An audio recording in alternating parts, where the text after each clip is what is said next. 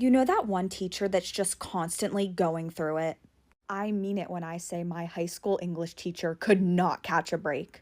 It all started going downhill when one day at the beginning of the school year, she was giving a lesson and her pants just fell down.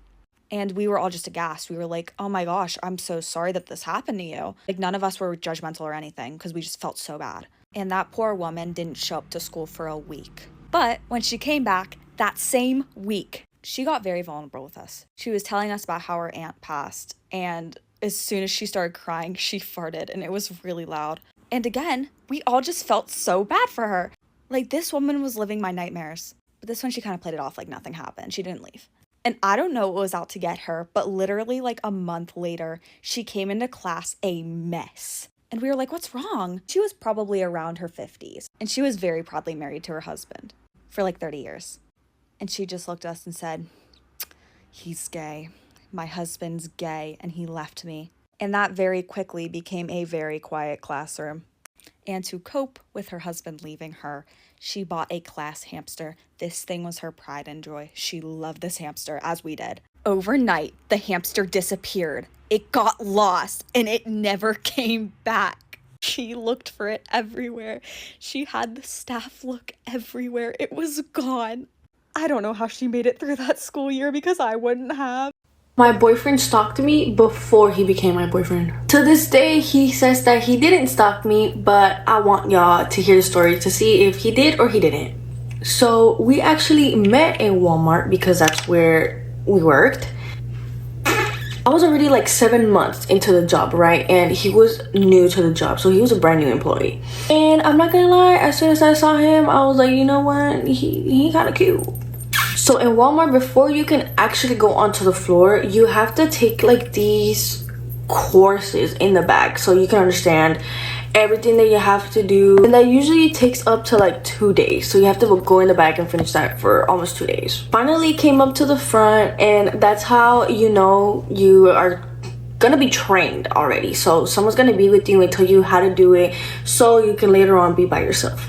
And I'm not gonna lie, I wanted to train him because I wanted to start in, to get to know him, Well, unfortunately, I did not get paired with him. Someone else had to train him, but the person that was training him, she needed to take a break, so my manager sent me to cover her break. So meaning I was gonna be training him for the next 15 minutes. I remember being so nervous, so he ended up introducing himself, telling me his name, and then I was like, oh hey, I'm Maria. He started making conversation, how long I worked there, stuff like that. And then he asked me what school that I went to, and I said the high school, and he was like, oh my god, no wait, we literally go to the same high school. And I didn't even know that. Now, the coworker that I was supposed to be covering, her break, my manager ended up sending her to do something else. So I was gonna be basically training him for the rest of the night. Now, in the section that we were, it was a self-checkout, right? So in our Walmart, there were 2 self-checkouts. It was a very small one called GM, and there was a big one called Grocery. That's where me and Arcadio were in.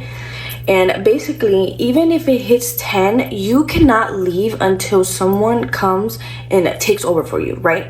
Usually the person that comes and covers you, it's someone from the overnight shift. Now, sometimes it take a long time to get there, and sometimes they're right there exactly at 10 because you're a minor and you cannot be staying past 10. But that was the only exception right there in Walmart. So Arcadio, since he was training, he was allowed to leave a little bit early, like 9:55. So he ended up leaving pretty early, and I remember I was really sad because for some reason I wanted him to walk me to my car. Well, he says bye to me. He was like, oh, hopefully I'll get to see you again, which was pretty rare because our freaking schedules were the complete opposite. So we only ever saw each other for only 1 hour on Saturday and 4 hours on Sunday. So I'll only ever see him was on the weekends, and it wasn't even for that long. I'm not gonna lie, it was probably like 10:20. The minors had already left because, like I said, at 10 everyone has to leave, every minor.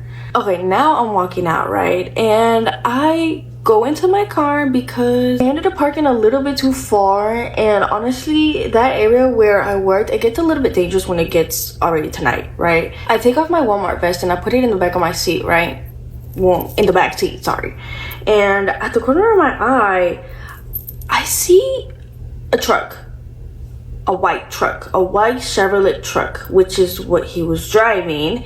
And it was parts where when he told me about it, because we were talking about our cars or whatever, and he told me where he parked. And then I ended up telling him, I was like, oh yeah, like I parked around there too. See at the corner of my eye, the lights are on. The car is on, the lights are on and everything. And then I'm looking at it and I'm like, is that Arcadio? Is that him?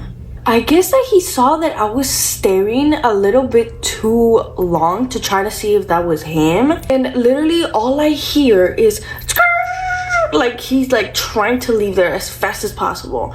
And then in my head I'm like, what the heck? Then for a second I'm like, what if that was Arcadio? Like, what if he was just trying to find out like if I'm safe or something? So like my Delulu ass was just like, oh my god, like does he care about me? I literally went home and I didn't even think about it like that because I really thought that I was being delusional. But yeah, fast forward, I ended up mentioning it to him, bringing it up to him, and he was like, yeah, like I stayed out because I wanted to see what car you drove. And I'm like, so I'm not being delulu. But he said he said it wasn't stalking. He said he just wanted to look what car I drove. Is it stalking? And then later on, he ended up telling me that when he left, he went on his Instagram and he literally found me. He found me on Instagram and went through all of my photos because he wanted to see if I had a boyfriend or not. So in y'all's opinion, do you think that he was stalking me? Because I believe so, yes. Hey girl, so I threw a party recently, and one of the girls that I usually invite asked if she can bring a friend. I said absolutely. They show up, it's her and her friend, they both look very cute, very pretty. There's like 20 people here. I asked if anybody wants a shot. The girl that I usually invite says yes, but her friend tells me that she doesn't really drink. I say, okay, that's fine, we do a shot, we're all hanging out. And then like an hour later, the friend comes up to me and she's like, hey Robbie, like, can I just grab a drink out of your fridge or something? I just kind of want to like calm down. I'm like, yeah girl, do your thing. Now it's like 2 hours into the party, everyone's a little turnt, and I see the friend on the couch, and she looks really down bad. So I go up to her, I'm like, hey girl, are you doing all right? She's like, I think I had a little too much to drink. I don't usually drink, I'm just not feeling too well. I'm like, okay girl, let's like take you into the bedroom, lay you in the bed, and you can just like hang out in here, you can turn the TV on, whatever. As I'm taking her into the bedroom, the friend is following me. And I kind of noticed, but I kind of don't really care. I figure maybe she's just checking on her friend. As I'm laying her friend in the bed, she's like, what are you two doing in here? I'm like, oh, your friend just like had too much to drink. She's not feeling too well, da da da. She's like, no, I know you, Robbie. I know what's going on. And I'm like, girl, I can understand why you would think that. I totally get it. But I'm telling you right now, she is not well. I'm just trying to make sure she's okay. She's like, no, not buying it. I'm out of here. And she just leaves. So I look at her friend. I'm like, hey, girl, like, do you want to go with her or like try to explain the situation? And she's like so down bad. She's like, no, I don't even care. I just need to lay down. I'm like, okay, girl. So I wake up the next morning. I sleep on the couch. She's still in the bed. And I'm like, hey, girl, like, are you doing all right? And she's like, yeah, I'm just really sad my friend would just leave me like that. I'm like, hey, girl, I didn't even really know her friend that well. So I'm like, hey, girl, like, I'll order you an Uber home or I can send you to her house. I don't care, whatever you want to do. She ended up just going home. Haven't heard from either of them since, even though I tried to check up on the friend. But I hope I didn't ruin their friendship, even though I feel like I really didn't do anything.